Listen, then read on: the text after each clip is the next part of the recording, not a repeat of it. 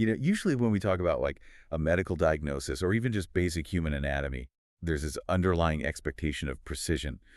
It's almost like engineering, right? Right, yeah, like a machine. Exactly. Like if you break your arm, you go to the hospital, they take an x-ray, and it shows that stark, jagged white line.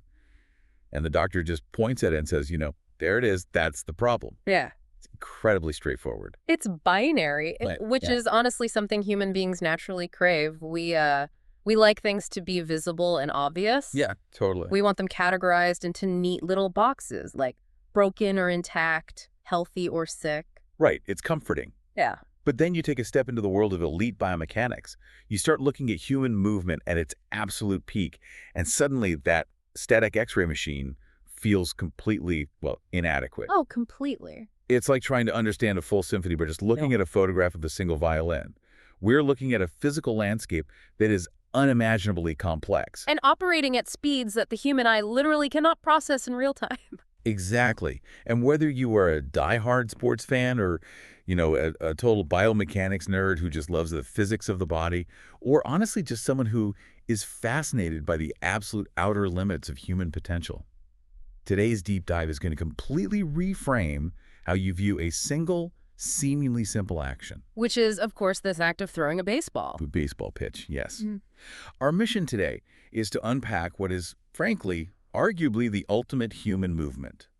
And to do this, we are drawing on a brilliantly detailed, multidisciplinary presentation by Dr. Christophe Delong and kinetic formation. It's really a fantastic body of work. It really is. What makes their research so compelling is that they don't just look at the arm. They take us through the biomechanical, the muscular, neurological, and even the psychological layers, Yeah, they really leave no stone unturned. Right, to show us exactly what happens inside the body during the literal fractions of a second it takes to execute this throw. Reading through their findings, it is genuinely mind-blowing to realize what our biology is capable of. It shatters a lot of illusions. Because the biggest misconception we have to dismantle right out of the gate, a thing that almost everyone gets wrong, is the idea that throwing a baseball is an arm movement. Right. It's just not. When you look at the framework Dr. Delong and kinetic formation provide, they define a pitch not as a function of the shoulder or the elbow. They call it a proximal distal sequence. Okay, let's unpack this. Proximal distal. Proximal meaning the center of the body and distal meaning the extremities, right? So moving from the center out. That's the core concept, yeah. It is a perfectly orchestrated cascade of physical events. Biomechanists, they call it a kinetic chain. The connection, okay. Energy is generated at the absolute center of the athlete's mass, and then it is sequentially transferred, amplified, and eventually released out through the very tips of the fingers. I see. If you think of a bullwhip, right, the handle hardly moves at all, but the tip actually breaks the sound barrier. The human body is essentially acting as that whip. Wow. That's a crazy visual. Right. To truly understand how this happens without the body just, tearing itself to shreds, we are going to look at this through 4 foundational pillars. Okay, what are they? We have the pure physics of the biomechanics, the biological engine of the musculature, the high-speed wiring of the neurology, and finally, the psychological software running the whole operation. I love that breakdown because before we even get to the muscles, like the meat and the bone of it all, we have to understand the raw physics that the body is dealing with, right? Exactly. You have to start with the physics. We have to look at the physical forces at play. Yeah. And to do that, it's fascinating because we aren't starting with the hand holding the ball. We aren't even starting with the core. We were starting literally in the dirt. The ground is everything. I mean, the foundation of this entire kinetic chain starts with what physicists call ground reaction forces, or GRF. GRF, okay. Power is quite literally born in the dirt of the pitcher's mound. When you watch a pitcher stand on that mound, it looks like they are just lifting their leg and stepping forward, Yeah, it looks pretty casual until the end. But internally, what they are doing is violently pushing against the ground. They are driving their back foot into that rubber plate with an immense amount of force. And Newton's third law of motion dictates that for every action. There's an equal and opposite reaction. Right. The earth itself pushes back against the pitcher's foot with the exact same amount of force they exerted. That makes total sense. By aggressively driving their back leg into the pitching rubber, the athlete captures this massive ground reaction force.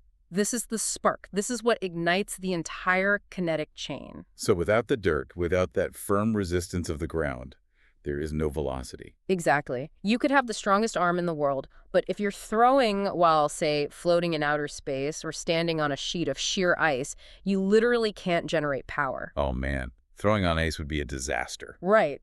So that energy burst in the dirt then has to travel up through the legs, cross the pelvis, spiral through the torso, and eventually rocket out through the hand. And to map how that energy travels, the research presented by Dr. Delong and kinetic formation breaks the pitch down into 6 critical phases. And I really want to walk you, the listener, through this chronological breakdown. It's important to visualize it step by step. Yeah, because the time frames we were talking about here, they almost defy logic. They really do. They do. I mean, we're dealing in milliseconds, but it actually starts deceptively slowly. The first 2 phases are the wind-up and the stride. Yeah. Combined, these take about 1.5 seconds, which, in the context of what's about to happen, is basically an eternity. It really is. When I was looking at this, the best analogy I could think of is like coiling a really heavy industrial spring. That's a great way to put it. During the wind-up, the pitcher is purely establishing balance. They raise their center of gravity, they lift that front leg high into the air, and they gather their entire body weight over their back foot. Getting ready to unleash it. Right. Then they begin the stride. They start moving laterally toward home plate, stepping out. Yeah. It looks deliberate, almost relaxed. It's entirely about establishing potential energy. Yeah, that slowness is highly intentional. They are managing relatively minimal forces here, focusing entirely on spatial control and balance. Okay. As that front leg extends, and it usually reaches a stride length that is about 85 to 95% of the pitcher's total height, the hips just begin to open toward the target. So they're stretching out really far. Yeah. And this is the moment where those ground reaction forces we talked about are beginning to build and transfer forward. The spring is fully coiled. But then we hit phase 3, the arm cocking phase. And this is where the slowness just instantly vanishes. This phase lasts only 0.08 to 0.12 seconds. Barely a tenth of a second. It's crazy. And this phase is defined by something called the shoulder reaching its maximum external rotation, or MR. MR, yeah. If you've ever paused a slow motion video of a pitcher right at this exact moment, it honestly looks anatomically impossible. The elbow is bent at roughly a 90-degree angle, but the shoulder is externally rotated backward, somewhere between 170 and 180 degrees. It's wild to look at. Like if you're listening right now, try to hold your arm out to the side, bend your elbow up, and push your hand backward. You might get to 90 degrees before your shoulder just screams at you. Oh, absolutely. The average person can't even get close. But these guys are doubling that. It looks like the arm is snapping backward. It is an extreme anatomical position. I mean, the strain placed on the connective tissue in that tenth of a second is terrifying. I can imagine. The anterior glenohumeral ligaments, the thick bands of tissue holding the front of the shoulder together along with the entire joint capsule, they're stretched to their absolute maximum threshold. Just pushed to the very limit. Yes. But the crazy thing is, the shoulder isn't even the structure bearing the most dangerous brunt of the stress here. Wait, really? What is that? The real victim here is the ulnar collateral ligament in the elbow, the UCL. Ah, the famous UCL. I feel like anyone who follows baseball knows those 3 letters. Unfortunately, yes, they know it all too well. During this maximum external rotation, the arm is acting as a lever, and the UCL experiences what's called peak valgus stress. Peak valgus stress. To put numbers on it, we're talking about 30 to 60 newton meters of torque. Okay, let's give that some context. What does 30 to 60 newton meters of torque actually feel like inside a human elbow? Because, I mean, that sounds like a measurement for a car engine. It does. A great way to visualize it is imagine lying on your back, holding your arms straight up in the air. Okay, I'm picturing it. Now imagine someone hangs a 50-pound bowling ball off the inside of your wrist, and your elbow is the only hinge preventing your forearm from snapping completely sideways. Oh, man. That is brutal. Right. That is the sheer twisting force trying to rip the inside of the elbow joint apart on every single pitch. The ligament is being stretched incredibly close to its ultimate failure point. That is horrifying. And this brings up a major mechanical error that the source material points out, right? Something that exacerbates this stress exponentially. The inverted W. Yes. The inverted W. I've heard pitching coaches scream about this at Little League games, but I never fully grasped the physics of why it was so bad. The inverted W is a really fascinating mechanical flaw. It happens during the stride phase when the pitcher lifts their elbows high above their shoulders while their hands and the ball remain pointing downward. So they look like a W. Exactly. If you look at them from the front, their arms and chest form the shape of a W. It looks aggressive, so a lot of young players naturally adopt it, but the major problem is timing. Timing how? When a pitcher uses the inverted W, it almost always leads to what we call late arm cocking. Meaning the arm isn't ready when the body starts moving? Exactly that. Because the hands are down when the front foot lands, the arm has to take a longer path to get up into that proper firing position. Makes sense. Meanwhile, the heavy torso is already rotating forcefully toward home plate, so the arm literally gets dragged behind the body. It forces the shoulder into an even more extreme angle of external rotation. Which means even more stress on the elbow. Right. It violently spikes that valgus stress on the UCL. It takes that 50-pound bowling ball we talked about and turns it into a 70-pound bowling ball. Wow. It is a very well-documented fast track to Tommy John surgery. And for those who don't know, that's where a surgeon have to physically harvest a tendon from another part of your body to reconstruct that fully ruptured elbow ligament. Yeah, it's a massive, invasive surgery. It's a devastating consequence for a timing error of literally milliseconds. Yeah. But, okay, let's assume the pitcher has perfect mechanics. They survive phase 3 without snapping their elbow. Right, let's assume they make it. We then enter phase 4, arm acceleration. This is the climax of the pitch. And the time frame here shrinks even further. It is 0.03 to 0.05 seconds. It's just a blink? We are talking 3 to 5 hundredths of a second.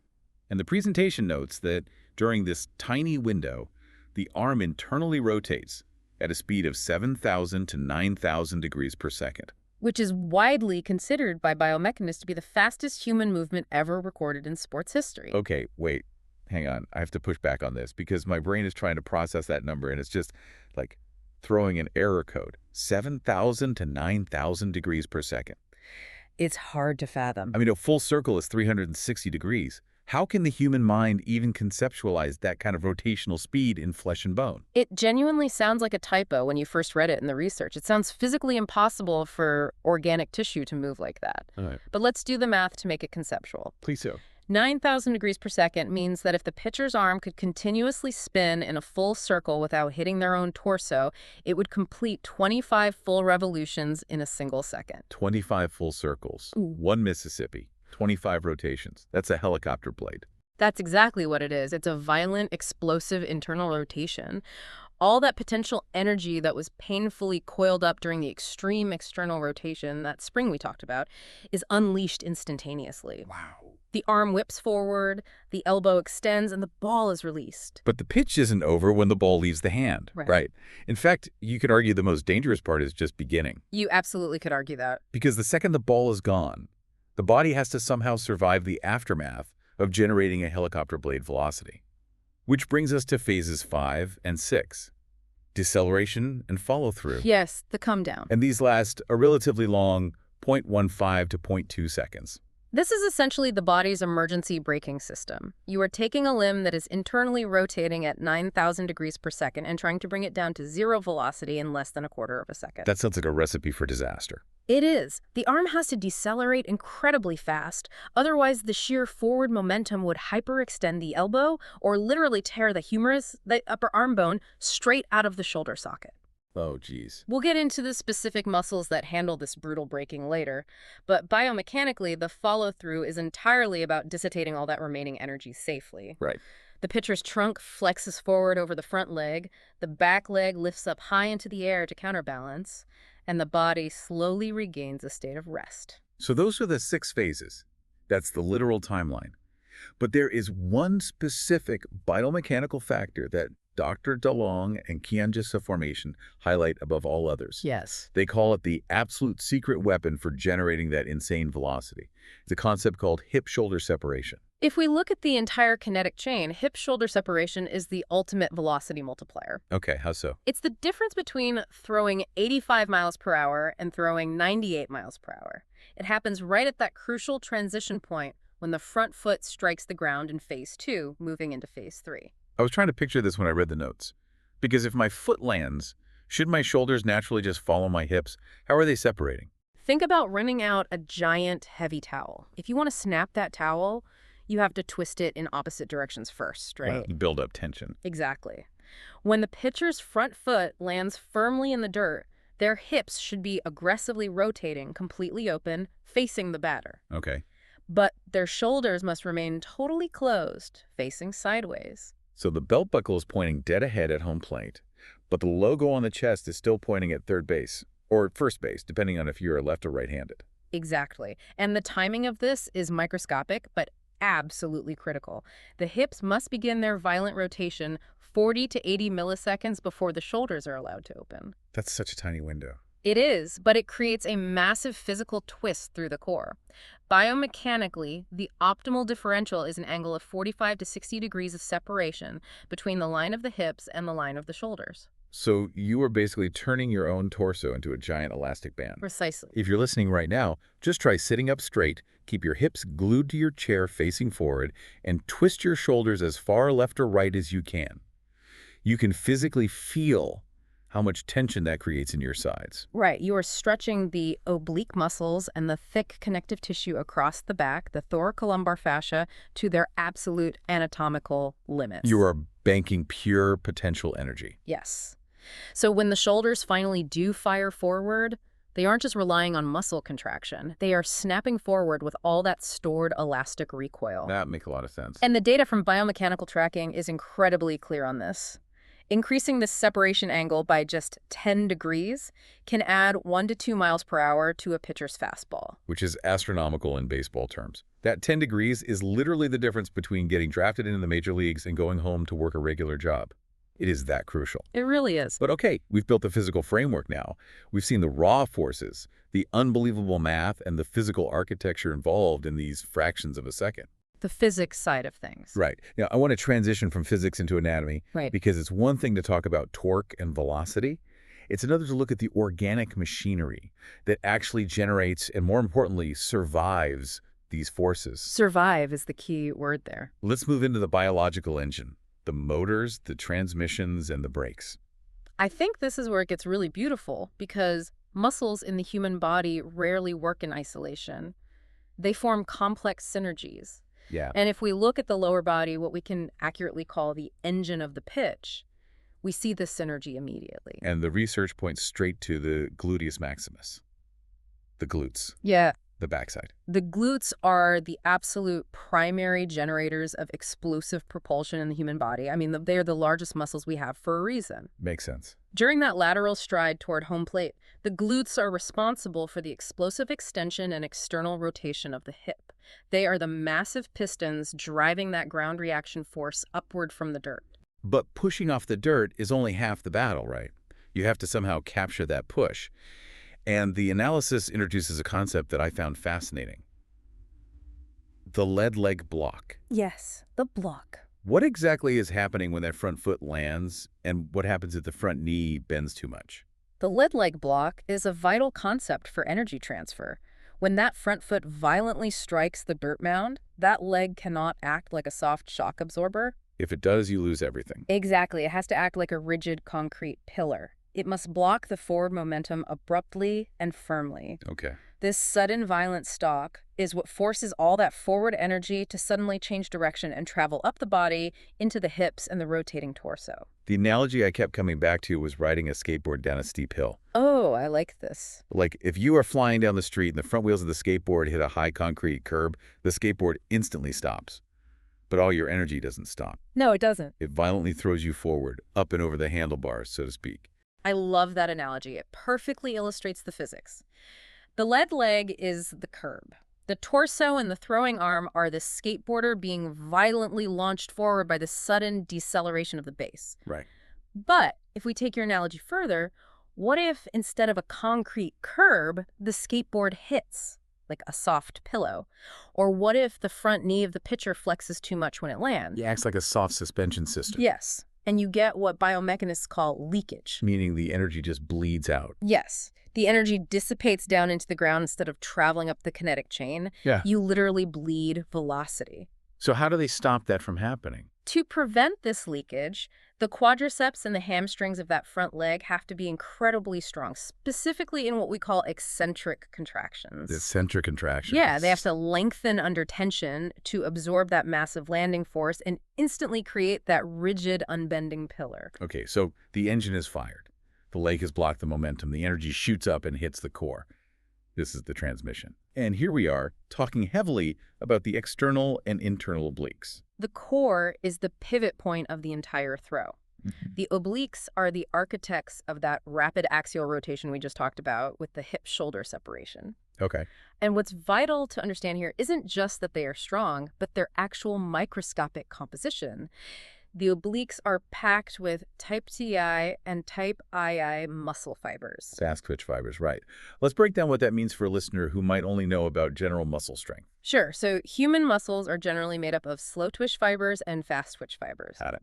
Slow twitch fibers use oxygen efficiently, they don't fatigue easily, and they are great for running a marathon or, holding your posture. They endure. Right. Fast twitch fibers, specifically type I, are the total opposite. They fatigue incredibly fast, but they are designed for explosive, lightning-fast contractions. Oh, yeah. The obliques are loaded with these fast twitch fibers because their job isn't endurance. Their job is to rotate the trunk in mere milliseconds to maximize rotational acceleration. So if you have a weak core or a core that isn't trained for speed, the transmission slips. The massive energy generated by the glutes and the legs just gets lost in the middle of the body before it ever reaches the arm. Precisely. But strong, fast-twitch obliques. The research shows that highly developed obliques can increase trunk rotation speed by 15 to 20%. Wow. And in a movement that lasts a fraction of a second, a 20% increase in rotational speed translates to a massive jump in final pitch velocity. Which takes us right up the chain to the upper body, the accelerator. And I want to take a second to bust a huge public misconception here. Oh, please do. Because if you ask a random person on the street, or even a casual baseball fan, what makes a pitcher throw 100 miles per hour, they will almost always flex their bicep or point to their shoulder. Yeah, everybody does that. They think it's all about having a massive muscular arm. It is the most pervasive myth in baseball. You see kids doing hundreds of bicep curls thinking it will help them throw harder. It couldn't be more wrong. So what's actually happening? The arm is largely just a whip. The true accelerator of the upper body, the muscle actually pulling the arm through space, is the latissimus dorsi, the lats. The huge muscles spanning the back. In fact, the Kinetic formation presentation literally dubs the latissimus dorsi the pitcher's muscle. It is the perfect name for it. The latissimus dorsi is a massive fan-shaped muscle that connects from the lower spine and the pelvis, stretches all the way up the back, and attaches directly into the upper arm bone, the humerus. Think about that span. It connects the lower half of the body directly to the arm. Exactly. During that extreme arm cocking phase, when the arm is bent backward 180 degrees, the lat stretches out like a heavy bungee cord. That visual is intense. Right, and during acceleration, it acts as a colossal biomechanical rubber band. It contracts explosively, pulling the humerus violently down and forward. It is responsible for a massive percentage of the arm's forward velocity. And it doesn't work alone. It gets help from the front of the body too, right? Yes. The pectoralis major, the main chest muscle, also fires to pull the arm inward across the body. And then finally, the triceps provide that last explosive snap of elbow extension right at the millisecond the ball rolls off the fingertips. They form a perfect synergy. The lats and the pecs handle the massive rotational pull, and the triceps finish the job with extension. It's an elegant, explosive sequence. Okay, here's where it gets really interesting to me. We've thrown the ball. The 9,000 degrees per second of rotation has happened. The ball is gone. Now, we have a major problem. A very big problem. We have to somehow stop the arm. We need to talk about the brakes, because I think these are the unsung heroes of survival in human biomechanics. Absolutely. The deceleration phase is where entire athletic careers are either saved or violently destroyed. The sheer math of this is staggering. The presentation states that immediately after the ball is released, the arm experiences up to 100% of the body's weight in what they call distraction force. Distraction force, yeah. We're talking 700 to 1,000 newtons of force, literally trying to rip the arm completely out of the shoulder socket. It's hard to visualize distraction force, but imagine you are standing on the edge of a cliff. Okay. You are holding a 200-pound heavy bag in one hand. You drop the bag over the edge, but you don't let go. Your arm is the only thing keeping that 200-pound weight from plummeting. Oh man, my shoulder hurts just thinking about that. The force violently yanking your shoulder downward, that is distraction force. Wow. In pitching, the forward momentum of the arm is so violent that if there weren't muscles instantly firing backward to pull the bone into the socket, The humerus would just dislocate straight out the front of the joint on every single pitch. That is an incredibly visceral image. So what is actually keeping the arm attached to the torso? A very small, very overworked group of muscles known as the rotator cuff. Specifically, the posterior muscles on the back of the shoulder blade, the infraspinatus and the teres minor, along with the massive subscapularis in the front acting as a stabilizer. And their job isn't to push. Their job is to fight a losing battle. They have to perform brutal eccentric contractions. Right. We touched on eccentric contractions with the front leg earlier, but it's vital to understand what's happening here. Break it down for us.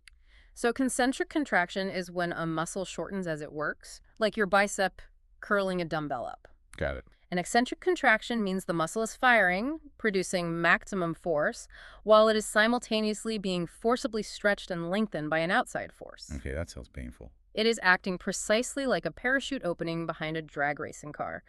The infraspinatus and teres minor are fighting for their lives, tearing on a microscopic level to break the internal rotation and the violent forward pull of the arm. And the analysis also highlights another muscle that I'd never really thought about in relation to pitching, the serratus anterior. Oh, the serratus anterior is fascinating, and it's so often neglected. Really? Where is it? It's a jagged-looking muscle that attaches from the ribs to the underside of the shoulder blade, the scapula. Its job isn't to break the arm directly. Its job is to stabilize the launch pad. The launch pad. Yes. It holds the shoulder blade tight and flush against the back of the rib cage. Why is that so important? Think about firing a cannon.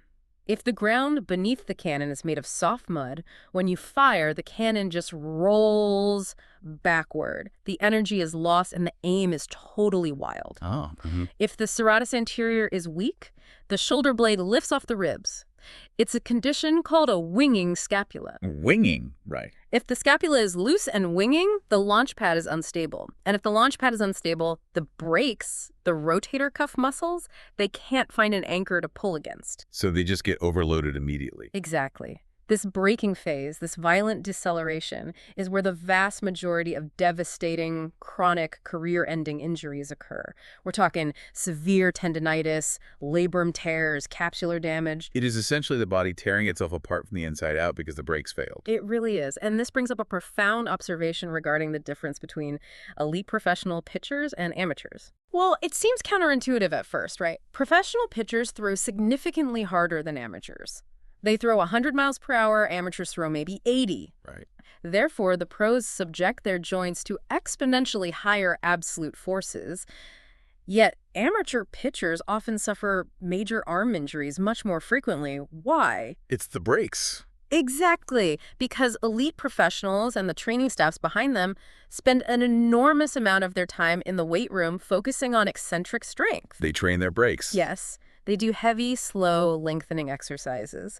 Amateurs, and unfortunately many high school coaches, only train the accelerators. They just want to see the radar gun light up. They want to throw a Ferrari engine into a chassis that only has, like, bicycle brakes. Yeah. And it crashes. That is the perfect way to phrase it. That is such a vital distinction for anyone listening who plays sports or coaches kids. You have to train the brakes.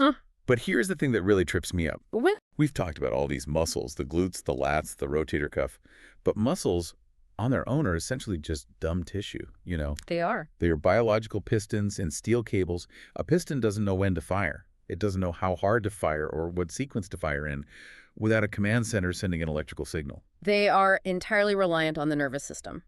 Which brings us perfectly into the third pillar of this analysis, the neural wiring. Yes. Because to execute a kinetic chain involving dozens of massive muscle groups, firing sequentially in exact fractions of a second, the human brain and spinal cord must operate at the absolute edge of biological limits. We're moving away from the meat of the muscle fibers and diving into the electricity of the nerve impulses. Exactly. And as I read this section of Dr. Delong's research, the phrase that kept echoing in my head was moving faster than pain. It's a haunting reality of elite athletics. To understand the immense neurological demand of a pitch, we first have to look at the body's internal sensor system. The proprioceptive network. Right. Even with your eyes closed, your body has to know exactly where every limb is in space at every given millisecond, especially when moving at high speeds. And the analysis breaks this sensor network down into two opposing forces located inside the muscles and tendons. Muscle spindles And Golgi tendon organs. Yes. I really want to slow down and understand these because they sound like sci-fi technology, but they dictate literally every move we make. They do. You can think of them as the accelerator and the emergency brake of the muscle's internal autopilot. Okay, so what's the accelerator? Muscle spindles are tiny sensory receptors embedded deep within the belly of the muscle fibers themselves. Their specific job is to detect changes in length and, more importantly, the speed of that stretch. So if a muscle stretches too fast? If a muscle is stretched too far, too fast, the spindle panics. It fires an immediate lightning-fast signal straight to the spinal cord. It doesn't even bother going all the way up to the brain. And the spinal cord shoots back a command, triggering an immediate, involuntary, explosive contraction. The body does this to prevent the muscle from tearing in half. This is the stretch reflex. This is exactly what happens when you go to the doctor for a physical, right? Yes. Sit on the table, your legs are dangling, and the doctor taps the tendon just below your kneecap with that little rubber hammer. The tap rapidly stretches the quadricep muscle, the muscle spindles panic, and your leg just kicks outward involuntarily. That is the perfect, everyday example of the stretch reflex in action. Now, on the other side of the equation, we have the Golgi tendon organs, or ATOs. The emergency brake. Right. These are located right at the junction where the muscle merges into the tendon, which then attaches to the bone. The GTOs do not measure stretch. They measure pure tension. Okay, tension. If a muscle is contracting so hard that the tension on the tendon reaches a critical, dangerous threshold, the GTO panics. But its response is the exact opposite of the spindle. What does it do? The GTO sends a signal that instantly inhibits the muscle. It forcefully shuts the muscle down and makes it relax. It's a built-in circuit breaker. Yes. It says, if you keep pulling this hard, you are going to rip the tendon clean off the bone, so I'm cutting the power. Like when you try to lift a box that is way heavier than you expected, and your arms just spontaneously give out. Precisely. So you have the muscle spindle screaming, contract harder to save yourself, and the GTO screaming, relax immediately to save yourself. And the absolute genius of the baseball pitch, the mastery of the kinetic chain that these athletes achieve, is how the body learns to exploit this internal battle. Through something called the stretch shortening cycle, or SSC. Right. How does a pitcher weaponize this system? It is basically hacking the nervous system. During that extreme hip-shoulder separation we talked about, and during that terrifying external rotation of the arm, the pitcher is violently stretching their obliques, their pecs, and their lats. They are stretching them so far and so incredibly fast that the muscle spindles throughout the upper body go into a state of absolute alarm. They trigger a massive involuntary stretch reflex contraction. But the athlete is also consciously, voluntarily contracting those same muscles to throw the ball. Yes. They merge. It creates a super contraction. Wow. It produces force levels far beyond what the pitcher could generate voluntarily. It is the ultimate biological whip effect. But here's the catch. There's always a catch. To achieve this, the brain and spinal cord essentially have to suppress and override the Golgi tendon organs for a fraction of a second. Wait, they override the emergency brake. Exactly. The tension is so high that the GTOs are definitely screaming, too much force, abort. But the highly trained myelinated neural pathways of the elite pitcher have adapted to temporarily ignore that safety circuit breaker. That is incredible. They are literally turning off their own biological safety limiters to throw a baseball. It's a massive risk for a massive reward. But there is another neurological limitation explored in this research. And this is the part I was alluding to earlier. Yeah. It is honestly terrifying when you think about it. It's the speed limit of the human nervous system. Right. We tend to think of nerve signals as instantaneous, like flipping a light switch. But electricity in the human body has a measurable speed limit. The electrical signals traveling down your nerves take time to get from the arm to the brain and back. They do. The source notes that motor nerves, the nerves that control our muscles, and these fast reflexes, send action signals at incredible speeds, roughly 70 to 120 meters per second. These are myelinated nerves. Myelin is a fatty sheath that wraps around the nerve fiber, acting exactly like rubber insulation on a copper wire. Okay. It prevents the electrical signal from leaking and allows it to jump down the nerve incredibly fast. These myelinated nerves are what allow the brain to fire the muscles in those hundredths of a second during the pitch. But then there are the other fibers, the unmyelinated nociceptive fibers, the pain fibers. And the research points out that these fibers transmit signals at only 0.5 to 2 liters per second. They are painfully slow by comparison. They lack that fatty insulation, so the signal just crawls along the nerve. Which means, and I just have to pause on this because it is the most haunting realization in this entire analysis.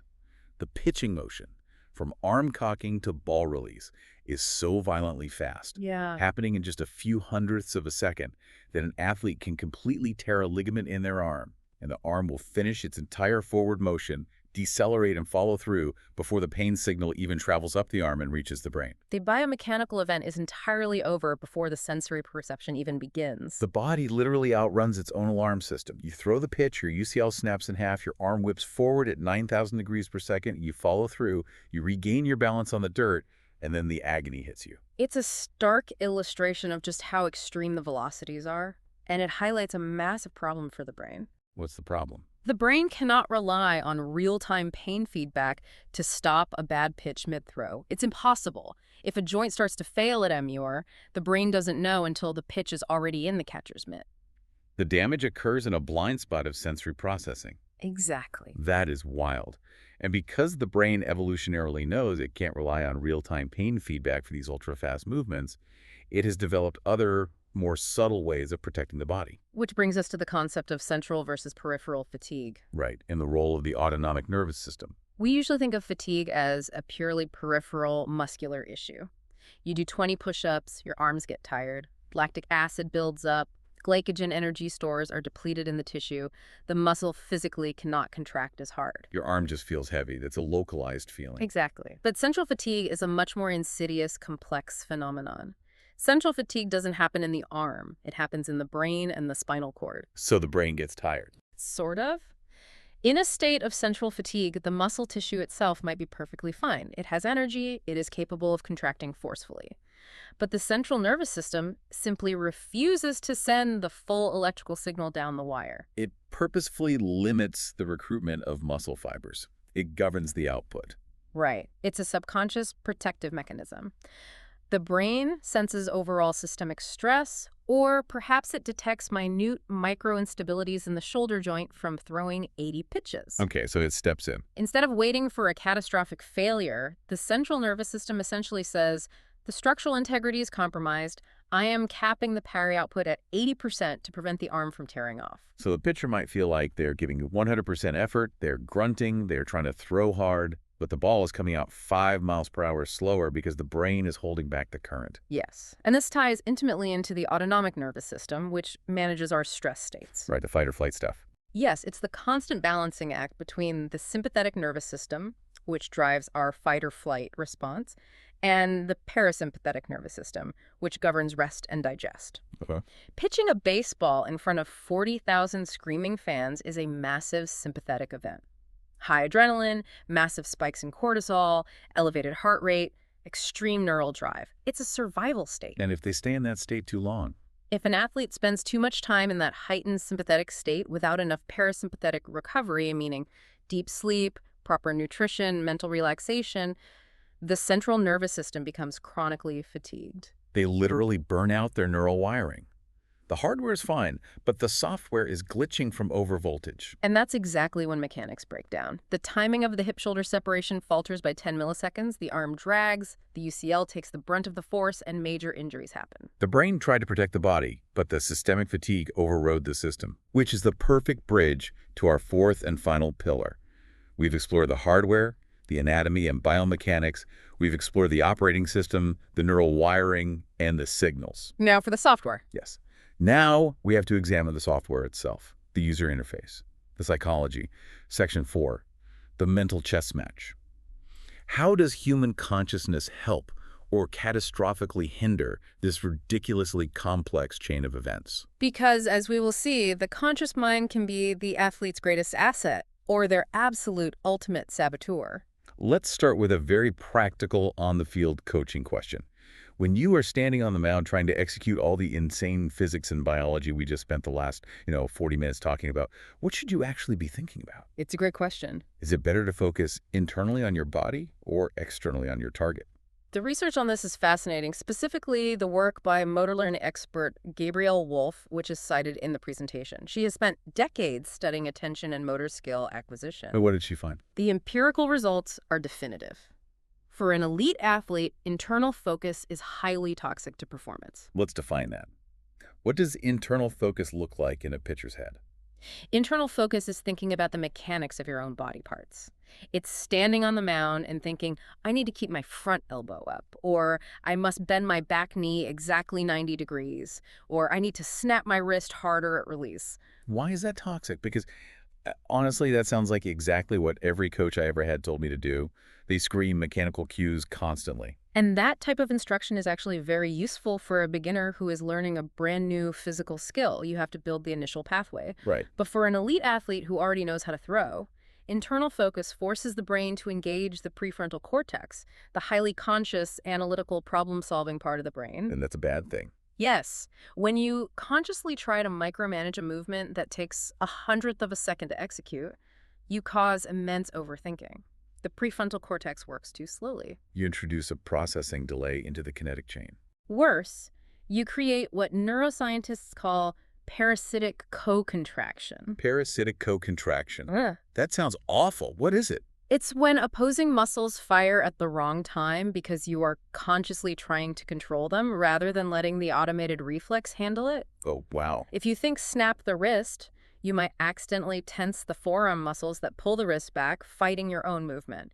You destroy the fluid automatic motor patterns. You essentially clog the neural highway with traffic. It's like if you'd ever walk down a steep flight of stairs, you do it effortlessly.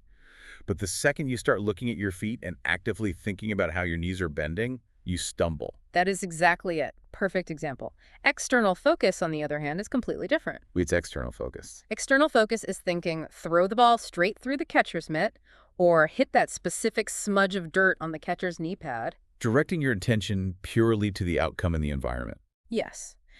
When you utilize external focus, it quiets the loud, analytical prefrontal cortex. It effectively hands the operational reins over to the basal ganglia and the cerebellum. And those are the deeper parts of the brain. Right. These are the deeper, older brain structures where our engrams live.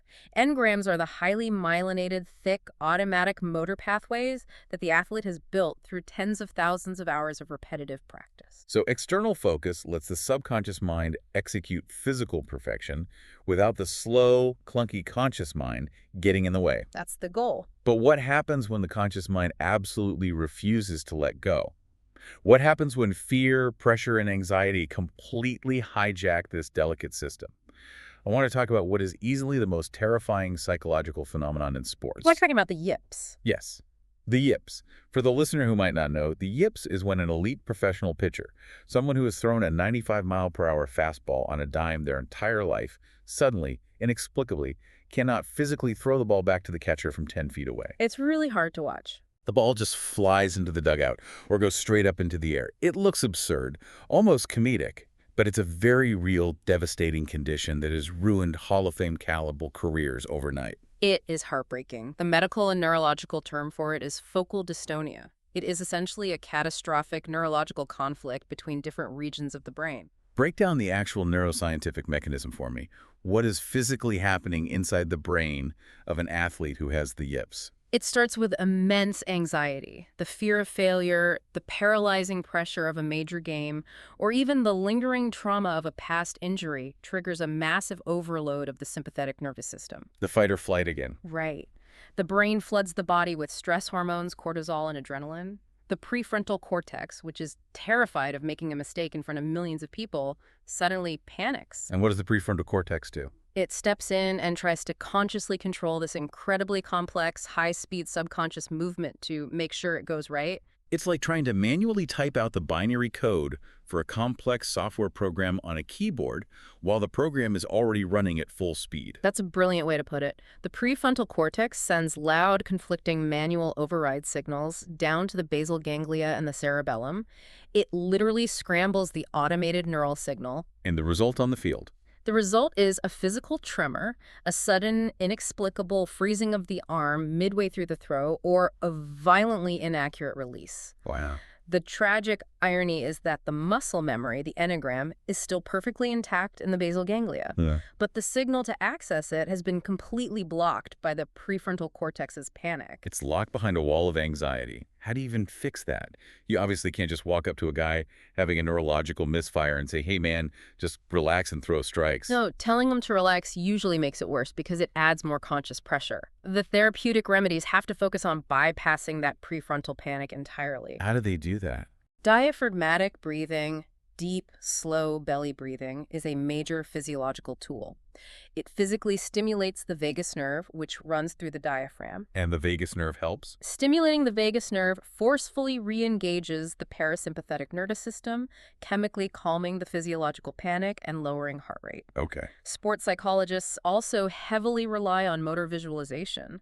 They have the athletes sit in a quiet room and repeatedly visualize successful throws in vivid detail. Does that really work? It does.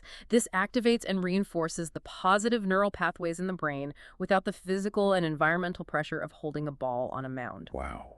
Okay, so let's bring all of this together. Let's look at the actual game of baseball. The fun part. Right. We've got a pitcher standing on the mound. They have perfect biomechanics, maximizing ground reaction forces, and hip-shoulder separation. They have strong obliques and an incredibly resilient rotator cuff. Check and check. They have optimized neural wiring utilizing the stretch shortening cycle. And they have a quiet, externally focused mind, completely free of the yips. How do they weaponize all of this against a batter? This brings us to the strategic climax of the presentation: pitch sequencing and tunneling. Because throwing 100 miles per hour isn't enough if the batter knows it's coming. The cognitive load of pitch sequencing must be immense. Oh, it's massive. I mean, the pitcher is using their working memory to recall advanced scouting reports, the batter's historical tendencies, the current count leverage who's on base, all while preparing their body to execute this violent physical perfection. It is a high-speed game of three-dimensional chess, but the ultimate weapon in this psychological and physical warfare is the execution of a concept called tunneling. I absolutely love this concept. Explain tunneling for us. Tunneling is an optical illusion created by biomechanical mastery. It happens when a pitcher throws two completely different pitches. Let's say a 95-mile-per-hour four-seam fastball and an 85-mile-per-hour slider. Okay, two different speeds, two different movements. Right. The slider is gripped differently and is designed to break sharply downward and away from the batter right at the last second. The fastball is designed to fly perfectly straight and fast. Right. But to the batter standing in the box, for the first 40 or 50 feet of the ball's flight out of the pitcher's hand, the two pitches look entirely identical. They share the exact same visual trajectory.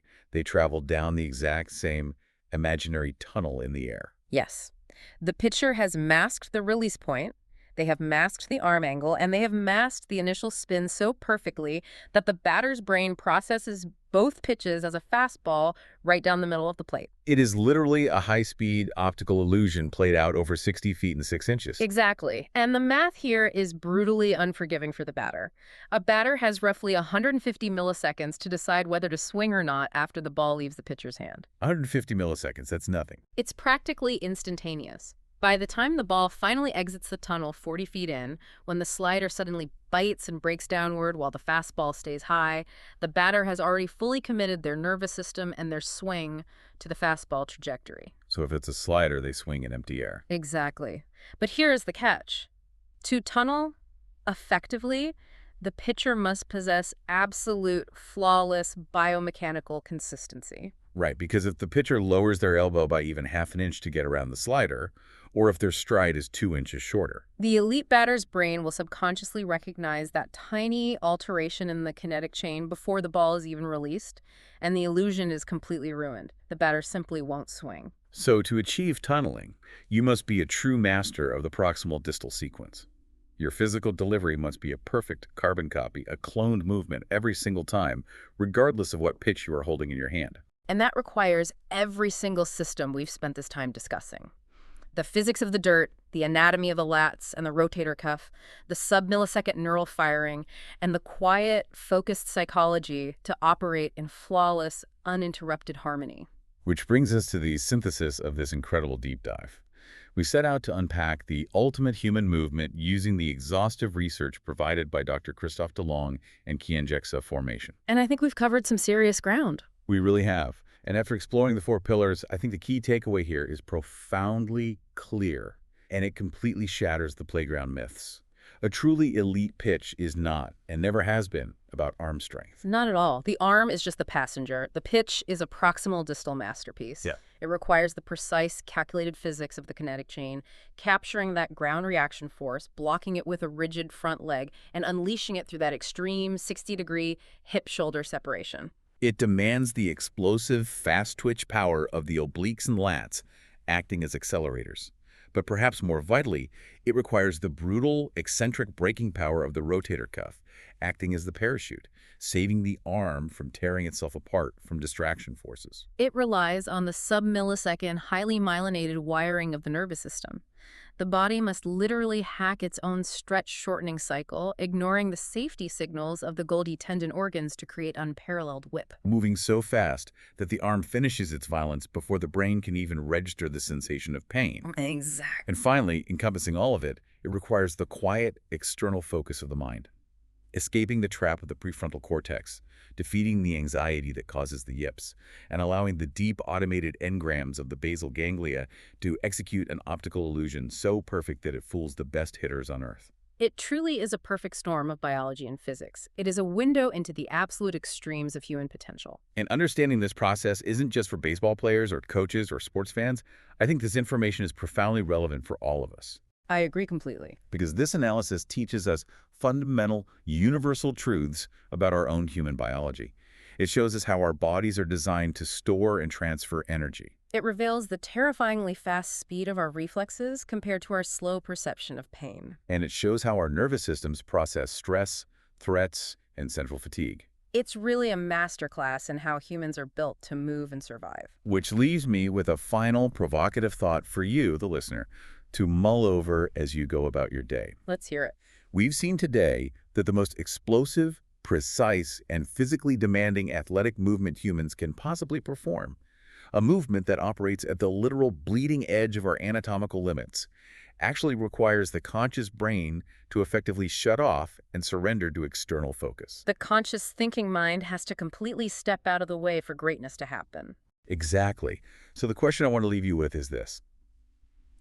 In your own life, how many of your daily tasks, your professional skills, your social interactions, or your underlying anxieties are being hindered simply because you are trying too hard to consciously control things that your body, your brain, and your subconscious mind already know exactly how to do? That's a powerful question. We get so caught up in micromanaging our lives. Maybe it's time to stop looking at the x-ray, stop obsessing over the internal mechanics, quiet the prefrontal cortex, and just throw through the mitt.